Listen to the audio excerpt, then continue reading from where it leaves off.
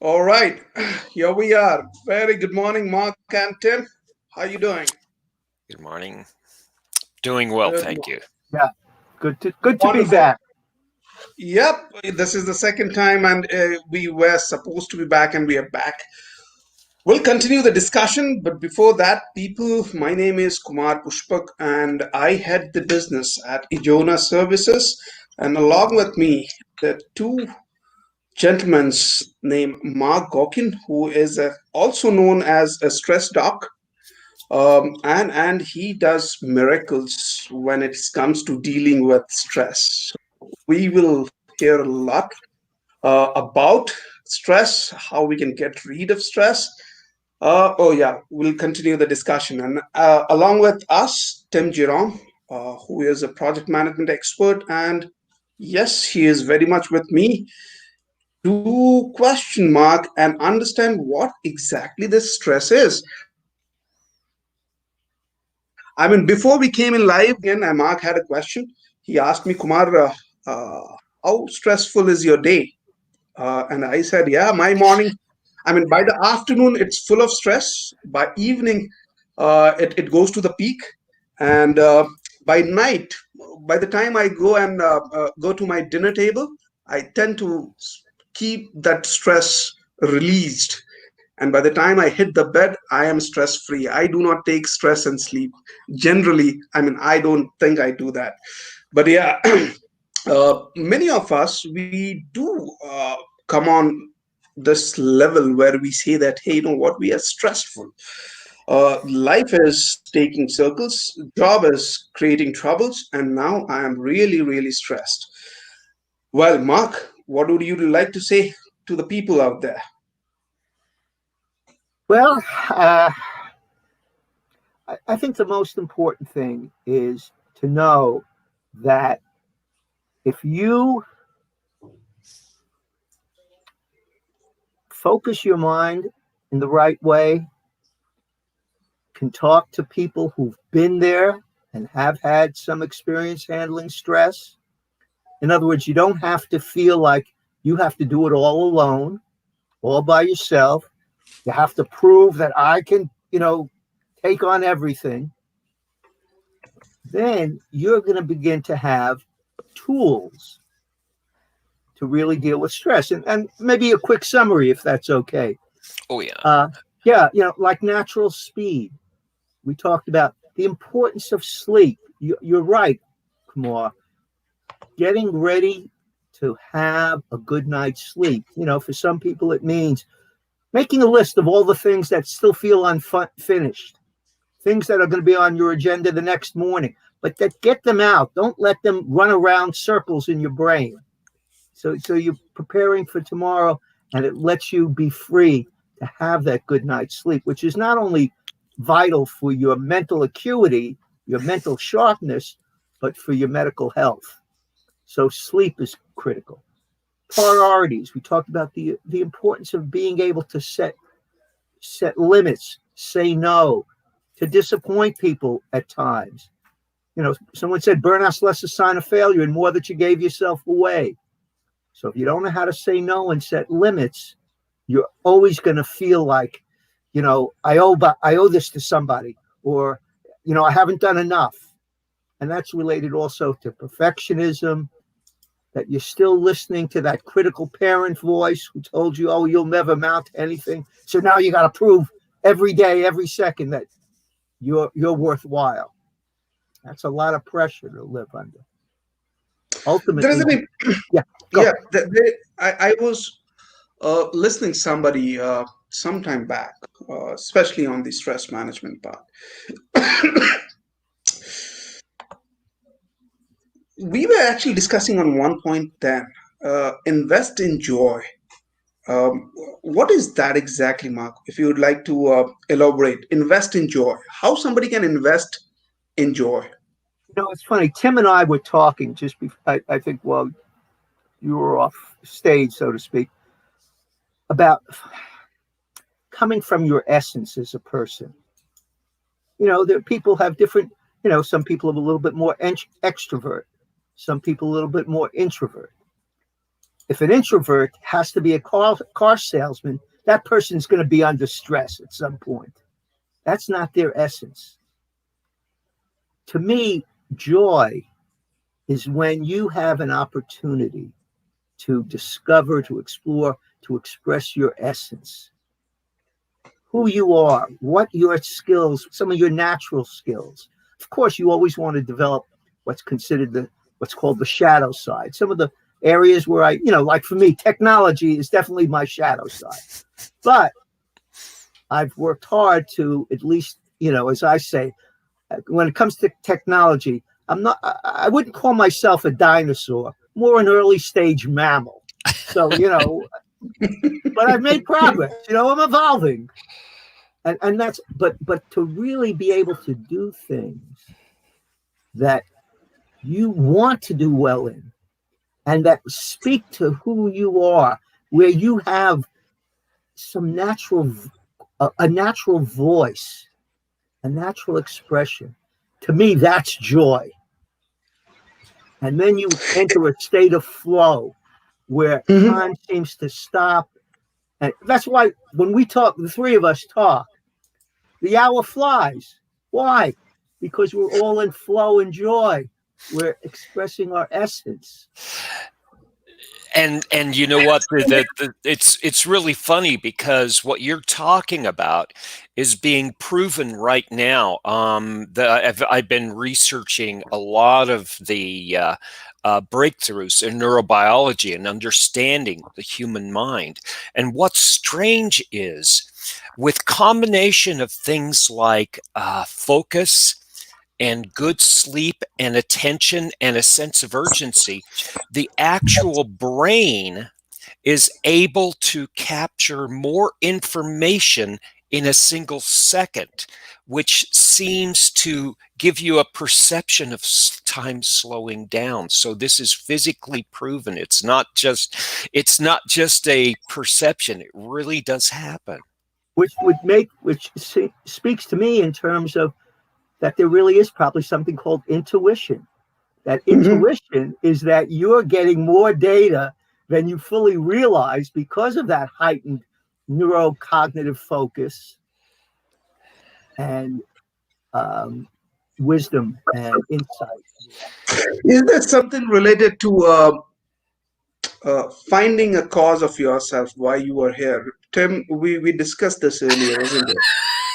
Yes, and this is what Mark and I were talking about, Kumar. What he's calling here is a sense of purpose. Why am I here on this planet? What actually, like Mark, he said, what makes me tick? What makes me get up in the morning? And with this sense of purpose, you don't just have, I feel like if I get off this couch, I can make a difference. But also, you're able to release energy, and you have this energy behind you that you don't normally do. This reminds me. You got to be careful. I'm a charter member of the new AA group, Acronyms Anonymous. So let's finish speed, and then remind me to get back to the 5 Ps. Yes. Okay. Yes. That really relates to, and it literally includes what your concept of purpose. But speed. So we talked about sleep, priorities, passion. Find something that nurtures your soul. That's what we're talking about. It could, for some people, it could be gardening, or it could be, spending time with rescue animals. For other people, it's playing music. But find something that really speaks to and speaks through your soul. Passion, empathy. I like to say E is for the empathy found in a caring shoulder. But all give without take is a big mistake. For now, you shoulder a boulder. So we want to have empathy, but we also, again, want to know our boundaries. Yeah. And that's when I was looking through your material, Mark, that was my question. And a lot of people come to me that say, I want to care for people, but I find out that all of a sudden I'm carrying their burdens, and my burden is twice or three times now what it was originally. How can I care for people without carrying their issues? Carrying. Can I add Yeah, something here? please. When you talk about carefree, I suddenly remember myself. I'll tell you my story here, okay? People who know friends and family, the close people, okay? So they praise me, they appraise me, and then they also complain. I'll tell you how. And you got to tell me what is correct and what is not correct. So people, as I mentioned, people who know me personally, they hardly have seen me shouting. They have not seen me getting overwhelmed. They have not seen me uh, taking too many things together and then keep on repeating stuffs. So I'll tell you what, a issue comes to me. It does comes to me. It's not that it doesn't come. I try to solve that issue to an extent,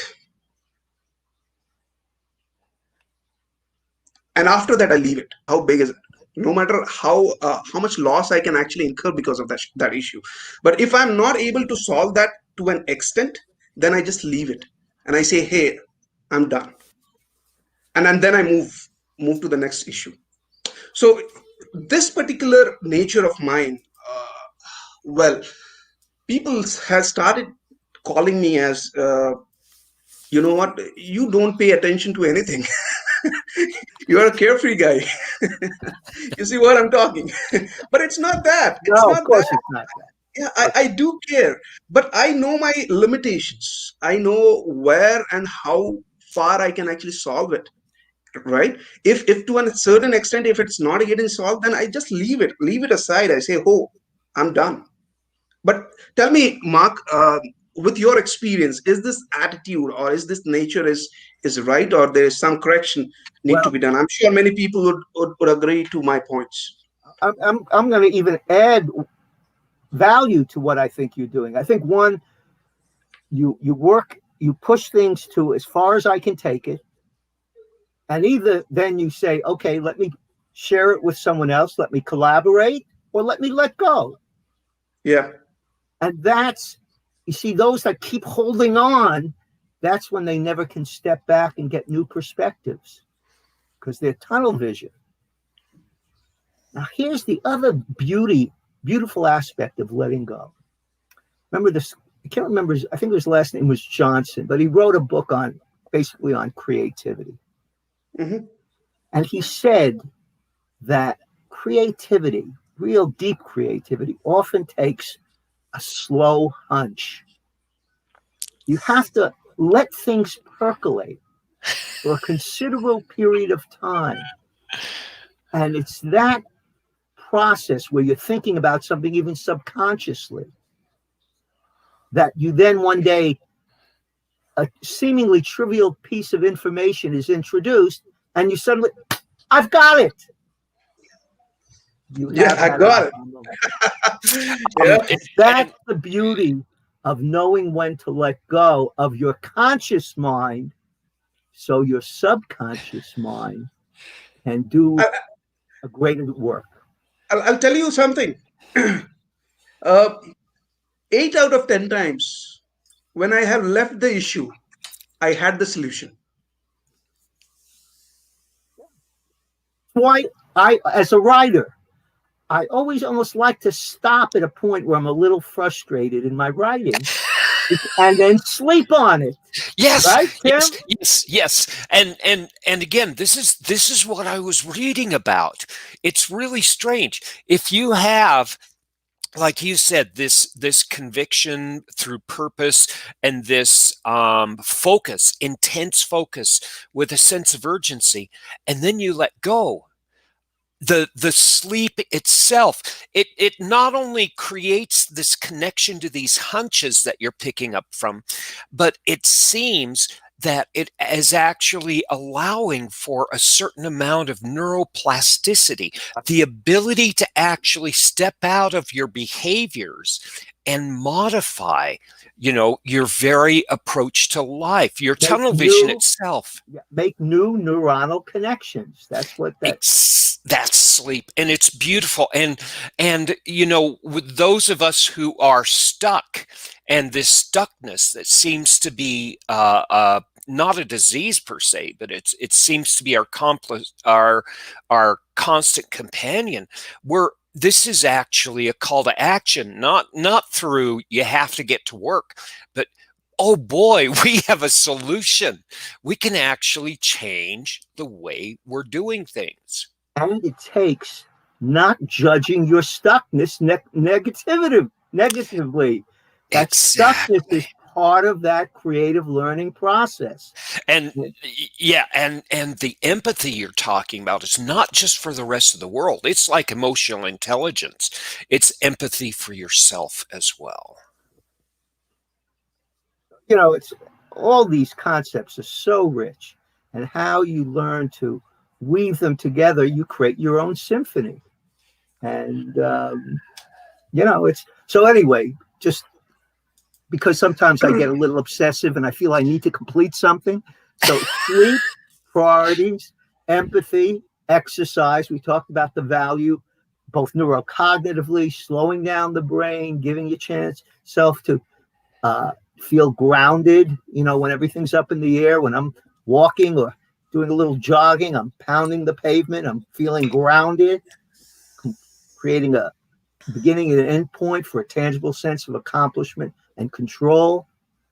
Sleep, priorities, passion, empathy, exercise, and diet. Truly, if you're talking about feeding your brain, how eating consciously is a critical step in that direction. Just one point I would like to add here, Mark. Along all those points, I also personally feel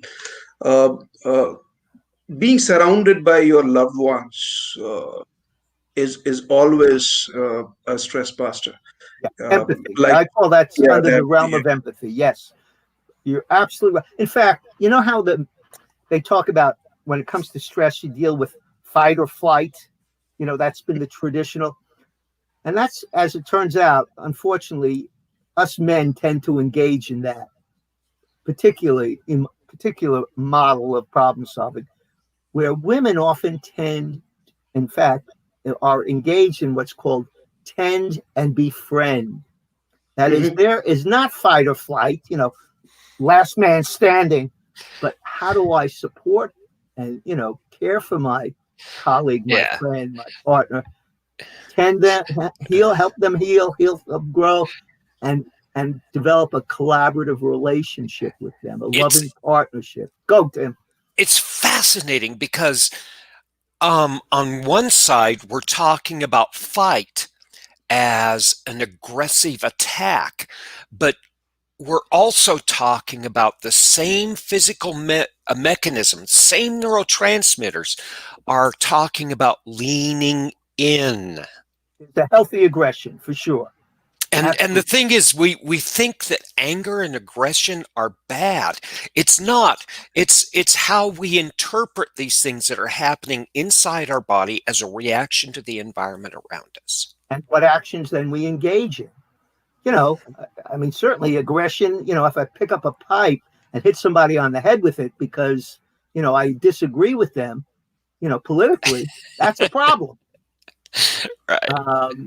So it's how you harness that aggression. But there's no doubt when I sit down to start writing or when I'm getting ready to speak to an audience, I may appear quiet, but I'm letting those juices percolate and bubble up. And because I want to be able to erupt with a certain kind of focused energy. Yeah. Yep. I think. Yeah. I'm sorry, Mark. I interrupted. No, go. Okay. No, I just remember one of my friend, a very typical friend. Why I'm calling him a typical friend is because he was a little different from the others. So I remember when I was in college. We used to share the same room, dormitories. So he used to cry. So think about, like, a 17, 18-year-old chap is crying out there. So I used to tell him, hey, why are you doing this? I mean, it doesn't suit you, buddy. He says, hey, you know what? Don't stop me. The moment I cry, I kind of feel stress released, so don't stop me there. It's So that day, I thought any emotions, can actually play a role to stress free, to let you live a stress free life. I mean, you can relieve that. I think if you can feel your emotions, perhaps and identify them. There's in a 12-step groups, there's a phrase: if you can name it, you can tame it. Yes. And so Yes. being able to name your emotions, feel them, name them, not judge them negatively. You see, you had to learn that, hey, you thought, oh, this guy's a weak man. Men don't cry.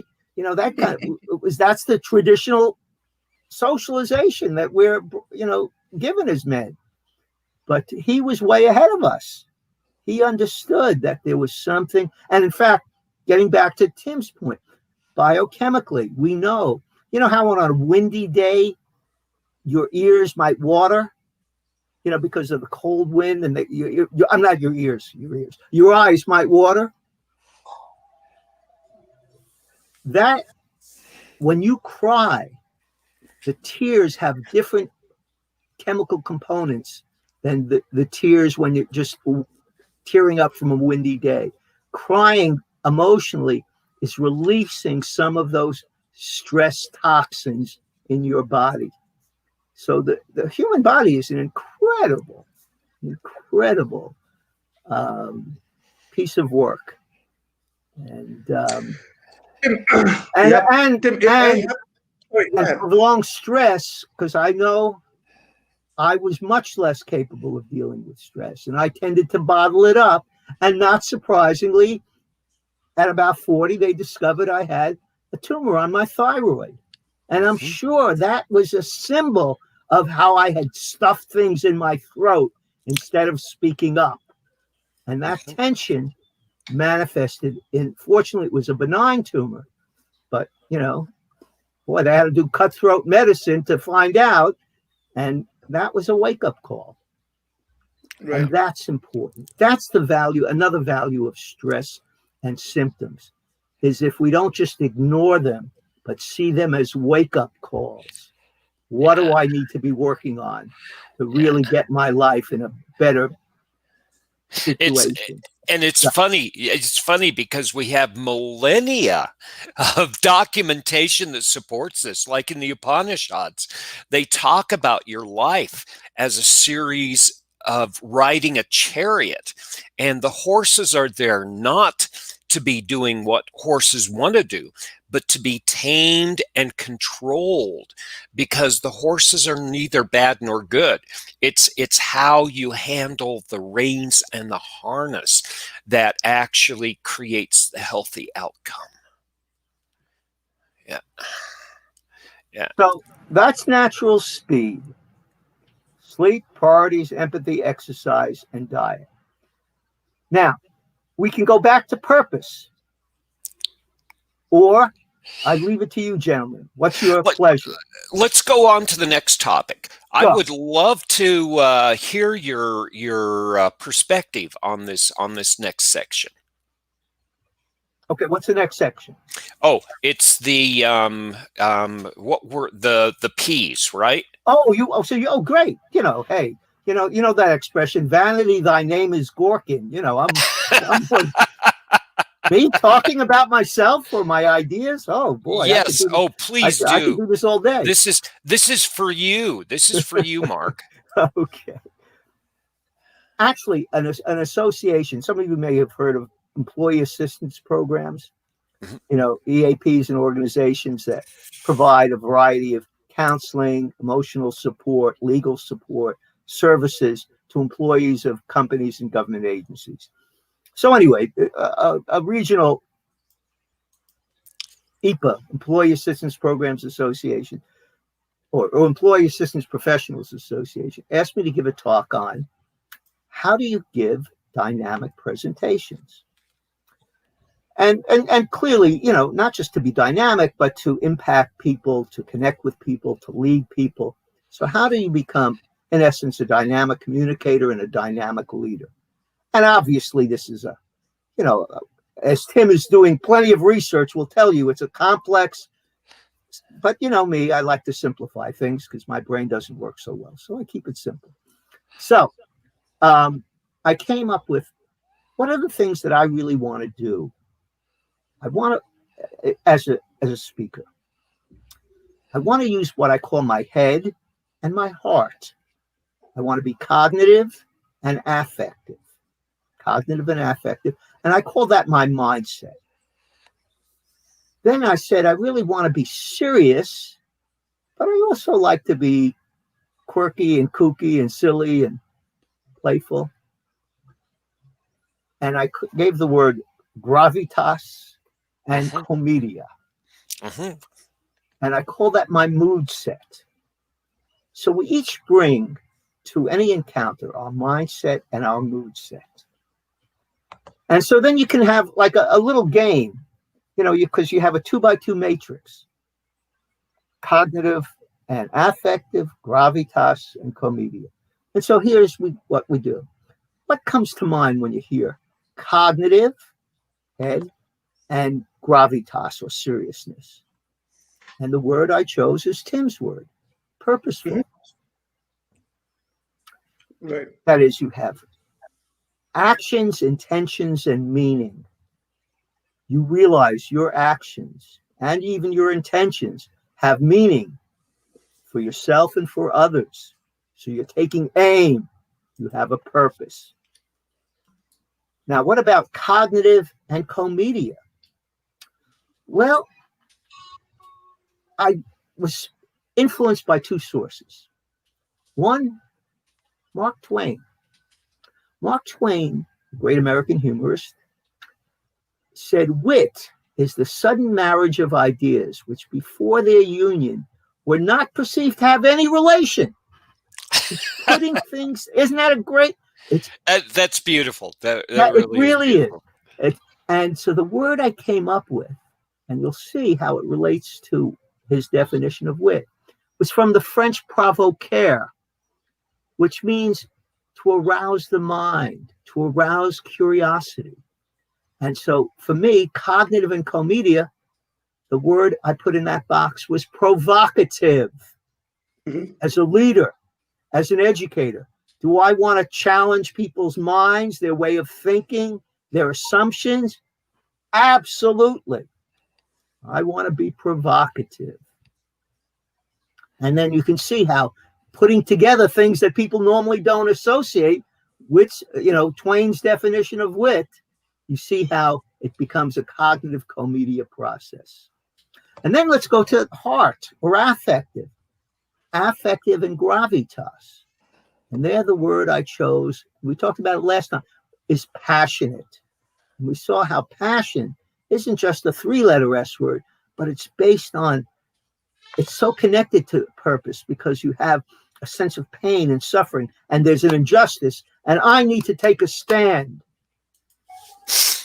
So purpose and passion clearly have. And with that in mind, that's the source of conviction. And if you have conviction, it seems that people are more willing to listen to you and take you seriously. And passion means I'm not afraid to express my vulnerability. I'm not afraid to say, hey, in this area, I'm scared too. Yeah, I'm being authentic. I'm being real. And people need real. Especially now, because people are anxious and scared and unsure. And when they see a leader is not afraid to acknowledge it, doesn't have to be paralyzed by that uncertainty. And in fact, as you were saying, look, Kumar, by talking about these emotions, it frees up energy to take action. Keeping them suppressed holds you down, depresses you, numbs you. And then finally, Affective and co-media is playful. And playful is like play of ideas, play of emotions, kind of kidding each other. Play is one of the greatest ways of creating solidarity and a sense of community. I have to say this actually works, and it resonates really well with the response of my students in my classes. And I see how each one of these is powerful, but you're not just talking about being a good speaker or be a good leader. This is healthy, and this is a good life too. In fact, it was Daniel Goleman who, as you know, Tim wrote, really popularized the concept of emotional intelligence, discovered that managers, leaders that use humor are 3 times more effective than their non-humorous counterparts. So we know that this is not just, kid stuff or, just a throwaway quality. No, being able to, especially, again, to be able to laugh at myself, laugh at ourselves, let people know we're authentic. We're not afraid to be real. To you can see my strengths and my warts. Hey, it's all of me. Mm-hmm. And finally, when you can integrate being purposeful, provocative, passionate, and playful, the 5th P is you're really exploring the realm of the philosophical, the search for truth, beauty, and wisdom.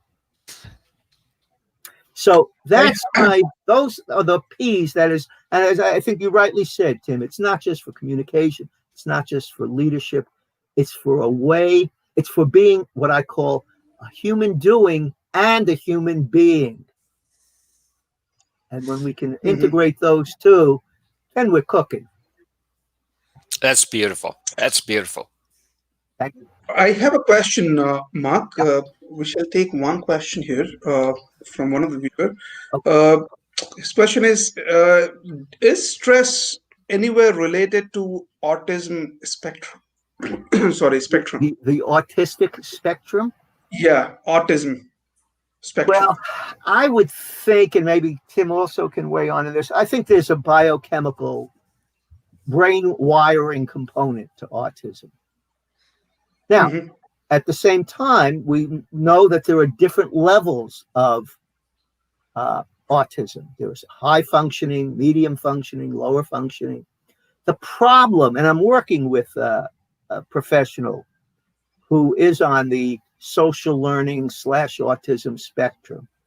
The biggest source of stress for him was not his condition, it was how people treated him with this condition.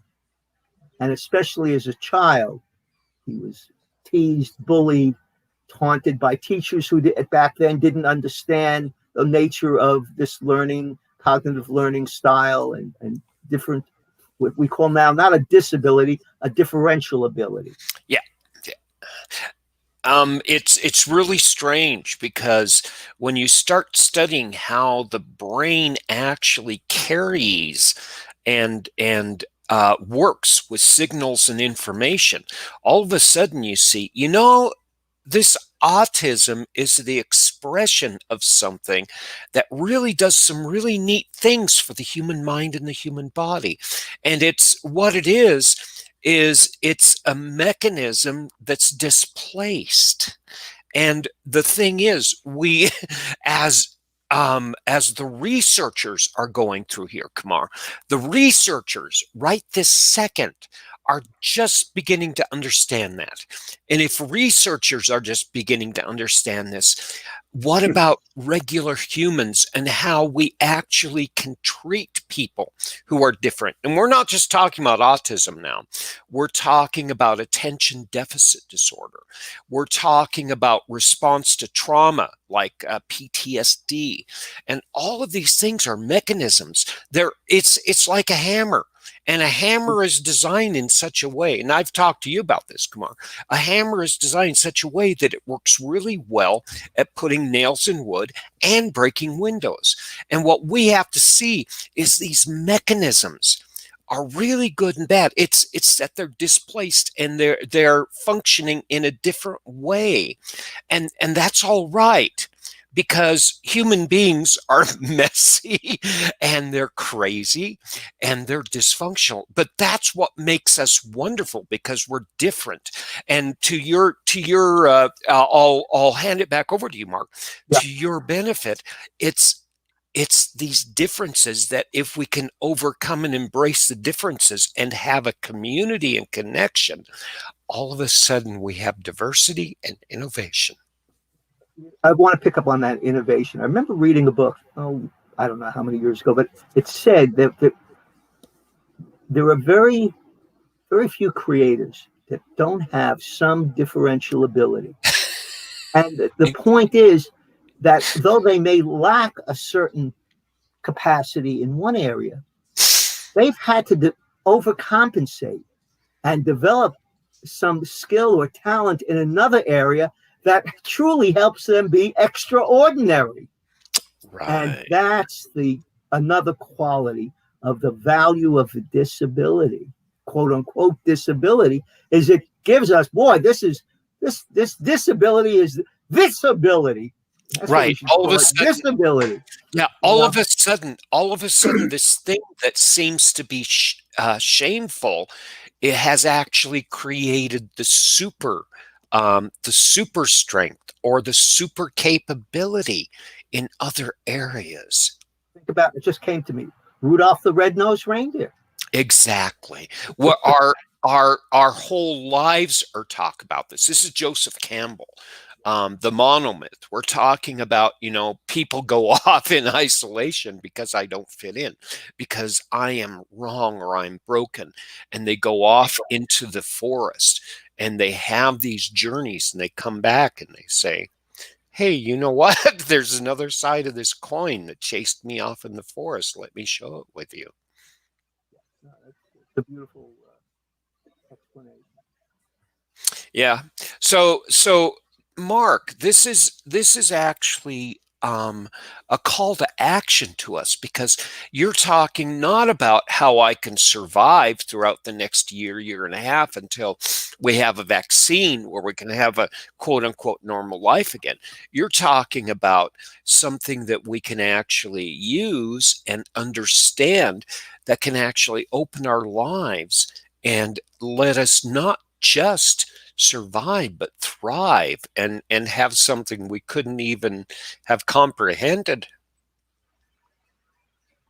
As you're talking, I'm thinking, I know 5 years ago a relationship ended, a connection with a grandchild was severed that I was crazy about. I really felt, in a way, lost. I didn't feel connected to where I was living. This was an out-of-state relationship. So I really was in a crisis point.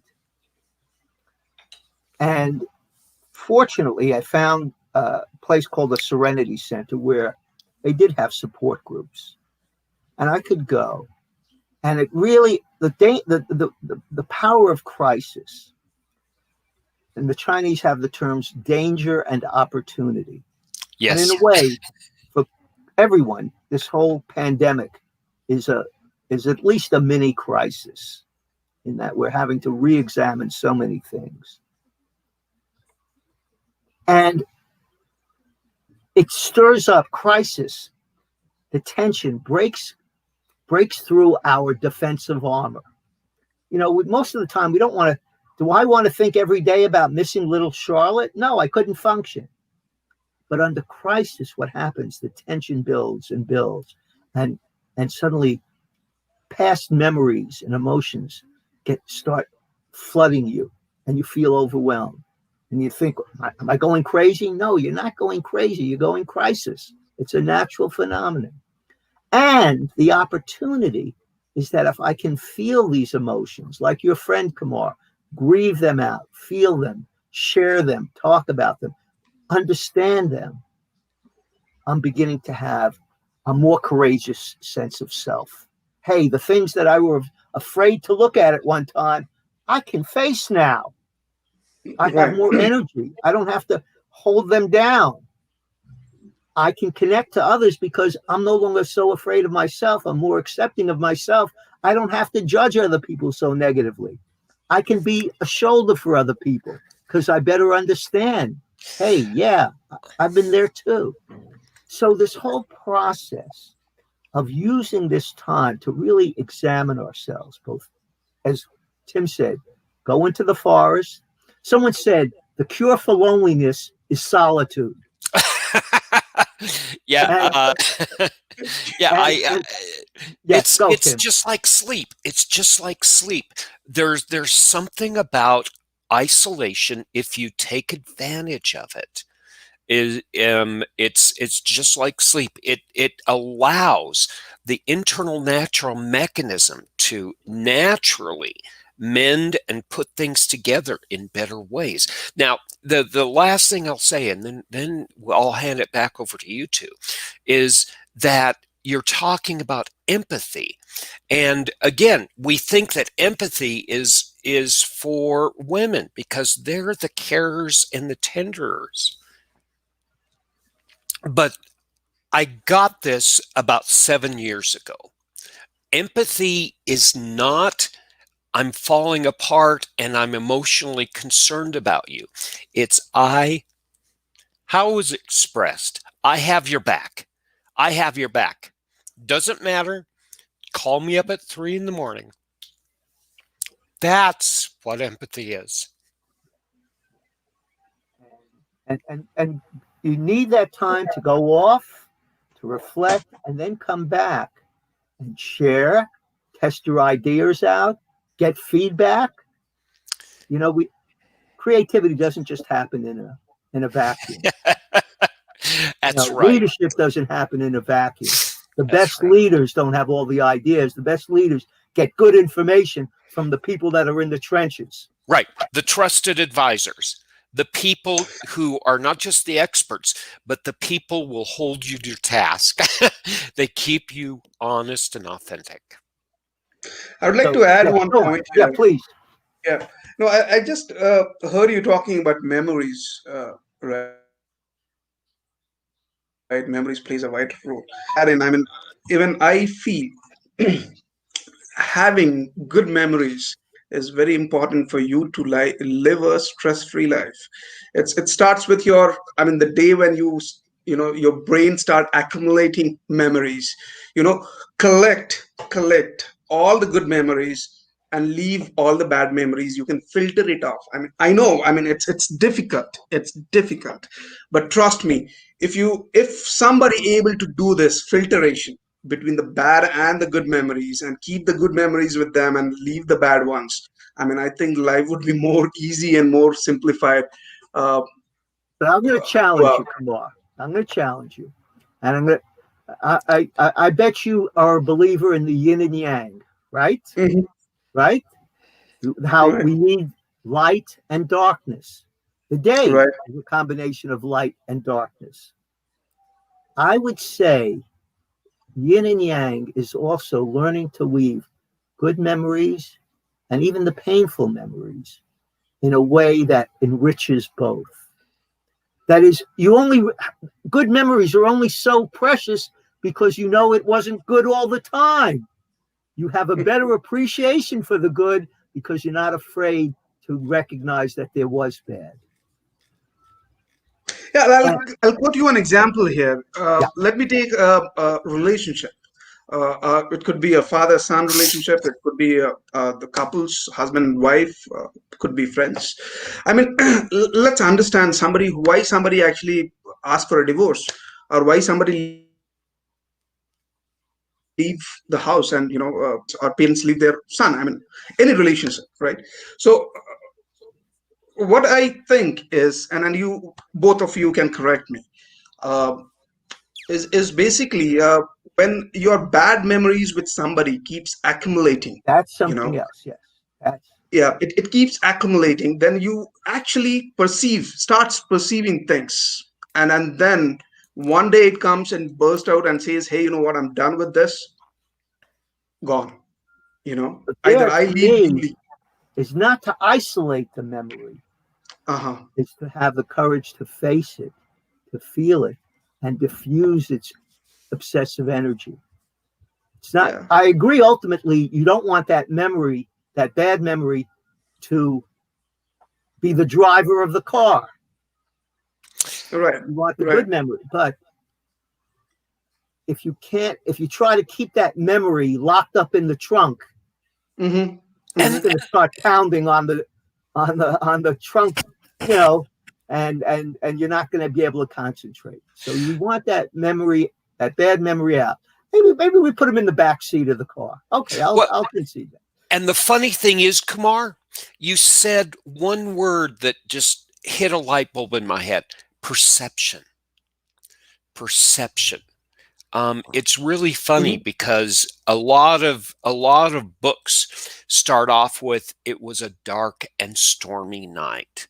It sets the tone and the mood, and it gives the character an opportunity to explore and challenge and say, maybe I didn't see everything. Maybe that which is I consider bad or wrong is because I didn't have enough information. Maybe it's me. And that is one of the greatest challenges we can stand up to. Bad memories a lot are not necessarily because of the experience that came at me. It's how I interpreted, how I survived through that bad experience, and bless me for doing that. And all of a sudden, I'm realizing that, yes, it happened, it was horrible, and at the same time, it gave me this incredible gift. And this is the path that we have as an opportunity every single day to take both sides of the coin and embrace not just one side of the coin, but both. Let me ask you this. I just want to support Go ahead. Kumar's point too, Tim, is that when we don't have a way of understanding and achieving a more realistic perception, or we don't believe we have a way of doing that, and the memory becomes repetitive and repetitive and repetitive, it really can be damaging and dangerous. So I agree with you, Kumar. But we're not going to be able to either just toss it aside, toss it out. A lot of people, the way they toss it, as we talked about last time, drink it or drug it away. I don't want to have those memories. So it's learning how to embrace them so we can, as you say, you are able to let go. How come you're able to let go, Kumar? Because you faced the issue fully. You did as much as you could. And even though you didn't complete it, you're not judging yourself as worthless or, oh, well, how come am I a quitter? No, I embraced it. And so I could let it go. And that's what we have to help more people do. Yes, and the sad thing is, as I've learned with my students, you want people to be strong and healthy, and you want to protect people at the same time, and that's your empathy. But in order for a boy in a fairy tale to become a knight, they have to fight the dragon. It's not something you can do for people. It's something that you can actually help people through as they earn their joy. Let me ask you this, Go. a practical one, a very practical one, relates to your life. How you actually tend to take off the stress. What do you do? Let's see. I structure my day. That's the first thing. I really do. Mm-hmm. And I know that there's going to be a certain amount of work that I need to accomplish. Because if not, I'm going to let things accumulate. Mm-hmm. And then I'm going to have, I'm falling behind. And then I'm going to have that vicious cycle. So I'm going to, and some of the work I don't like to do that much. It's not my passion, but it has to get done. So I do it in manageable chunks. Mm-hmm. I don't try to work Where, let's say, if I'm doing creative writing and I'm into it, I might be able to work for 4 or 5 hours without stopping. But the work that's not, that I love, I do it, maybe I'll do it for an hour at a time and take a break, or 2 hours at the most. Mm-hmm. So I'm managing it. Then, as I use the word, I take breaks. I'll sit on the deck. I'll go outside, look at the birds, look at nature, feel the sun on my body. Then I'm going to make a point of trying to have a meeting with someone that I really, a stress buddy, a good, a friend. I'll take an hour out, meet for tea or coffee or something. And then I'm going to see clients, do a podcast, things that I love to do. So I'm going to be weaving that in. Right. And at some point, I'm going to probably take a walk to get my body moving, to get the brain cells rejuvenated. And depending, I don't have a family in my residence, so shame on me, I'll probably do a little more work, but that's me. But in the evening, I'm going to talk to a special woman friend who's becoming a partner. And that's going to be the dessert on the day. That way, that's Right. what I mean by structuring a day. I'm going to have chances to talk about my stress with people, to talk about any joys or triumphs that I had in that day. And I'm going to recognize that there's going to be, work, and there's going to be calling, all in the same day. And you know what? We do this really well for our children, and we forget that actually we are children ourselves. And why don't we give ourselves the same attention and care? This is a beautiful thing. Tim, what do you do? What do I do? It's very similar. I have the things I don't like that I have to do, and I have a list there. And it's sort of like the way people approach exercise. Now, I embrace exercise. I love it. But chores I don't like. And so I look at that chore, and some days I say, I don't want to do that. And then some days I say, I don't want to do that, and it's going to be good when it's done.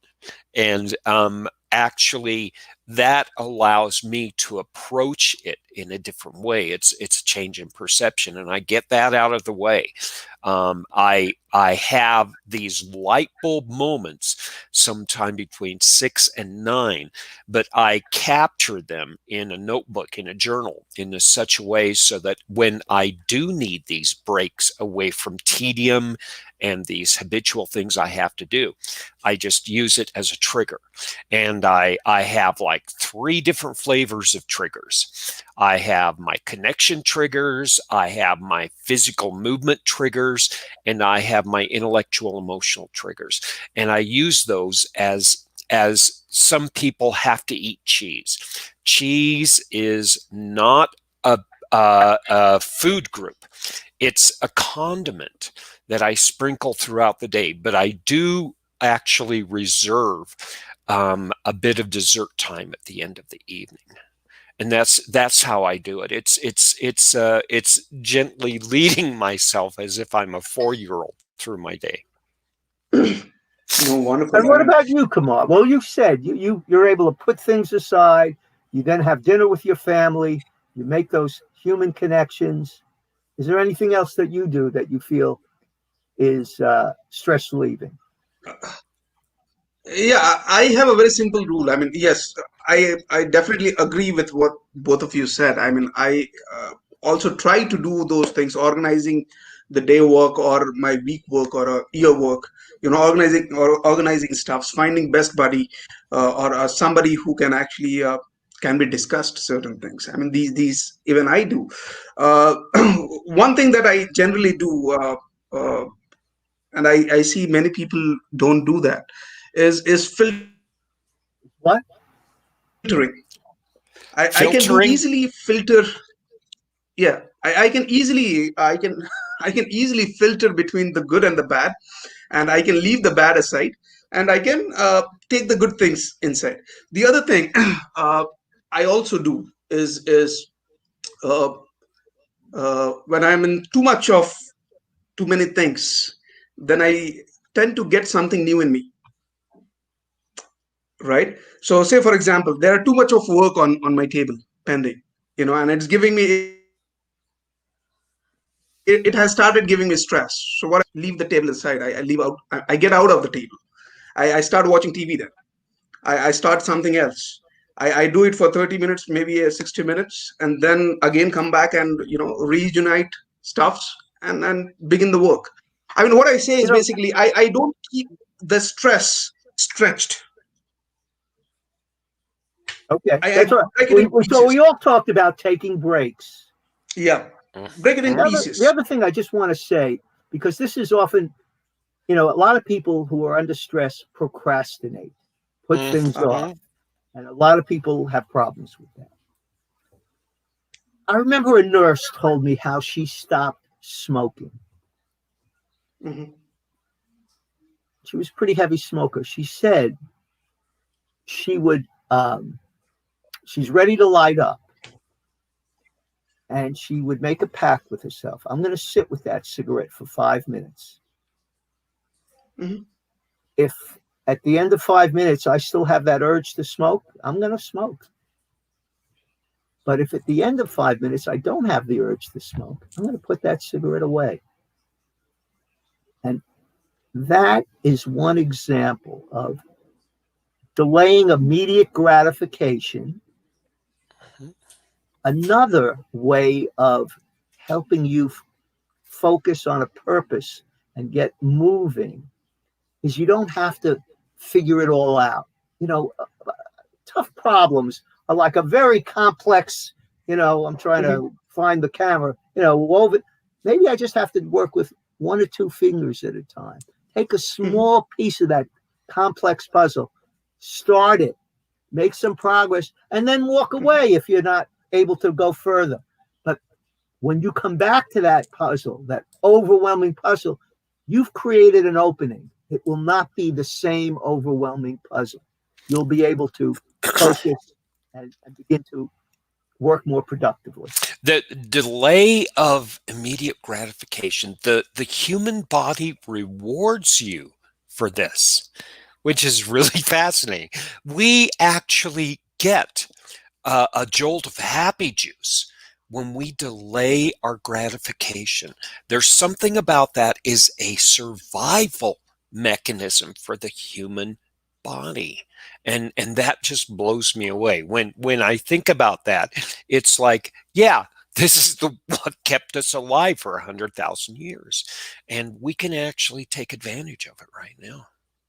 Right, right, right. Gentlemen, do you realize that the 60 minutes is past?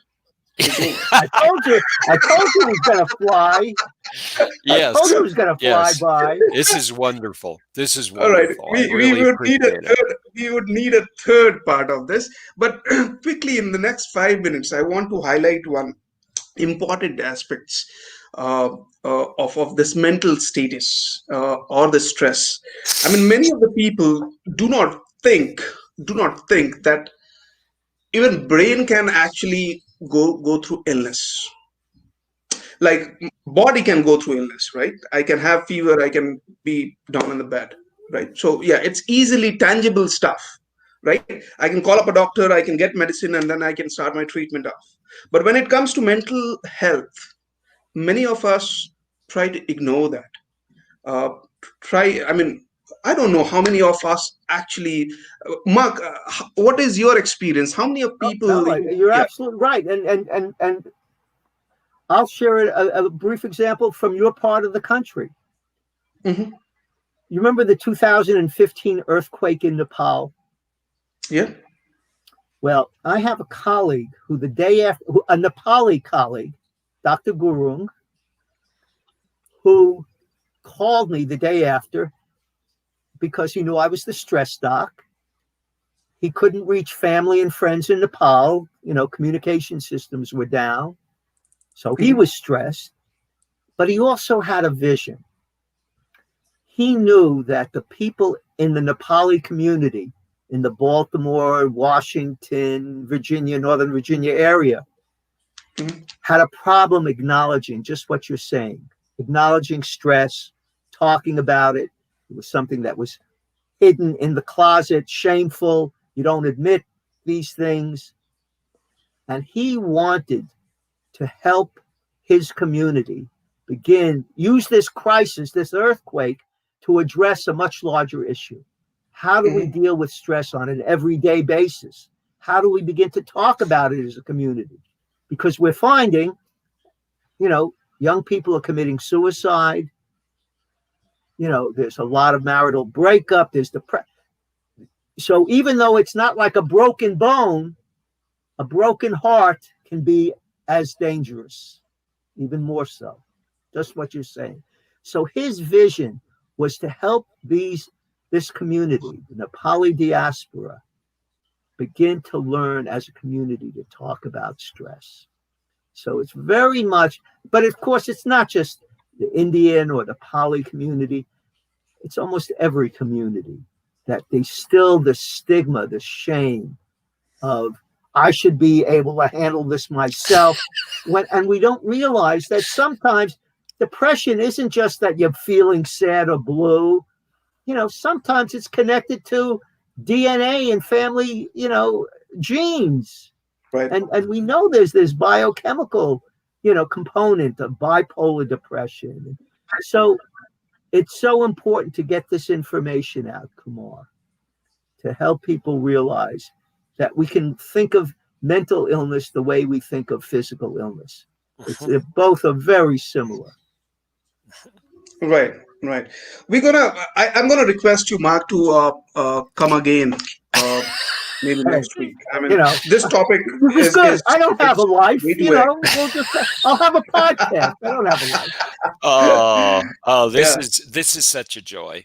And let's figure out how we can actually make this work with all our schedules so that we can actually continue this, because you're right, Mark. This message is not just for today or for COVID or anything. This is something that we need to actually be embracing ourselves and promoting so that it becomes not just a message of today, but a legacy.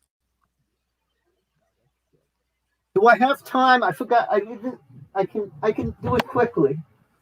Yeah, the singing part. Please do. Yes. I'm going to do this. I'm going to do this a cappella. All right, we're ready for it. Okay, so this is. I tell people I'm pioneering the field of psychologically humorous rap music, and as a therapist, calling it, of course, shrink rap production. There you go. Okay. Their stocks shrink wrap. When it comes to feelings, do you stuff them inside? Is Tough John Wayne your emotional guide? And it's not just men, so proud and tight-lipped. For every Rambo, there seems to be a Rambet. So you give up sleep, become wired and spent, escape lonely frustration as a malcontent. It's time to look at your style of stress. You can't just dress or undress for success. Are you grouchy with colleagues or quietly mean? Hell, you'd rather talk to your computer machine when the telephone rings. You're under the gun. Now you could reach out and really crush someone. The boss makes demands, yet gives little control. So you prey on chocolate and wish life were dull, but office desks a mess. Often skipping meals. Inside your car looks like a pocketbook on wheels. Those deadlines, all that aggravation. You only have time for procrastination. Now I made you feel guilty. You want to confess. Better you should practice the art of safe stress. Hey, there we go. And as Thank you, I tell Mark. people, the effects of that will wear off after 2 hours. Wonderful. Thank you Wonderful. so much, Mark. I Next really time I'll appreciate try to it. bring some music in. Yeah. You need something. I'll bring my guitar.